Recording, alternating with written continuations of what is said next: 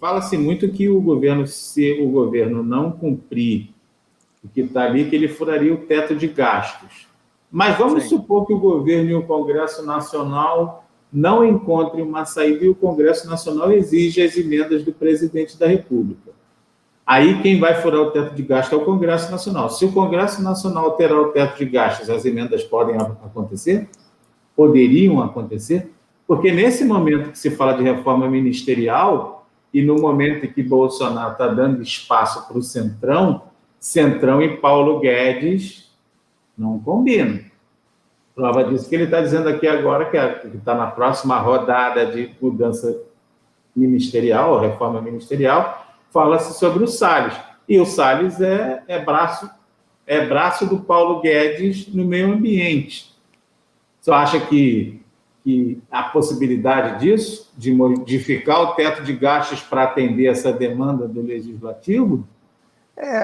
Eu vejo que a mudança, tá? A mudança em primeiro escalão, ela já atende ao Legislativo, ou pelo menos atende uma parte dos anseios do Legislativo. E, geralmente, essas mudanças elas são feitas com muita costura, muito acordo político, e esses acordos também passam pelo orçamento, então não são acordos separados, né? O governo ele chama para o seu governo de uma forma mais, vamos dizer assim, mais prática, mais estrutural, tá? Os partidos que são denominados partidos do Centrão, para que eles também sejam os formadores de políticas públicas. E, então, eles passam a ser governo com todas as responsabilidades do que é ser governo. Tá? A sociedade passa a olhar para esses ministros como sendo ministros, por questões óbvias, do governo, ou seja, tanto para o bem quanto para o mal, ônus e bônus. Então, esses acordos também passam por emendas, passam por, olha, precisamos resolver isso aqui, então eu quero que a cota de sacrifício de vocês também venham com a gente, porque agora vocês são governo de uma maneira oficial, tá? Vocês não são mais base de apoio, vocês são governo. Então, esses acordos passam por isso. Eu não vejo muito o Salles como sendo do Paulo Guedes, tendo uma ligação com o Paulo Guedes, tá? O Salles, ele faz parte vamos dizer assim, da turma conhecida como ideológica. Tá?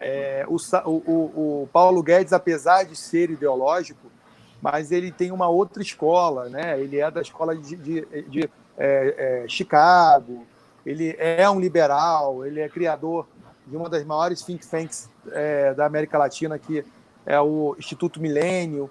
Então, ele tem um outro pensamento, tá?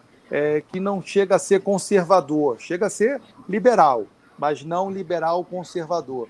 Tá? Então, o Salles ele é de uma outra turma, é da turma ideológica. Tá?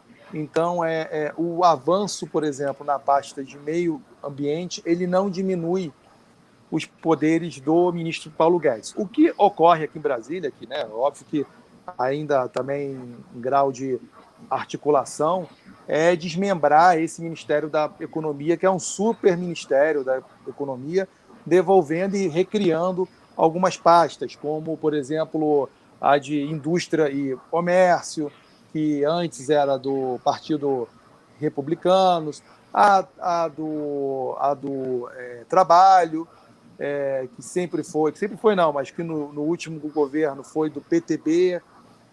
Tivemos até aquele problema com a deputada Cristiane Brasil, que não conseguiu assumir o ministério.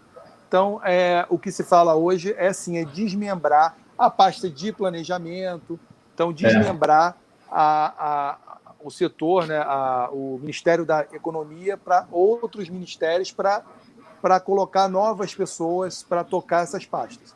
Mas a área de meio ambiente tem sido fonte de reclamações já demais do Congresso, da mesma forma que era a pasta do ex-ministro Ernesto Araújo. Né? Então, são os dois ministros que mais o Congresso reclama, que era o Ernesto, que já saiu, Agora temos o do meio ambiente com o Salles e o da educação, que também tem, na visão do Congresso, tá, deixado um pouco a desejar.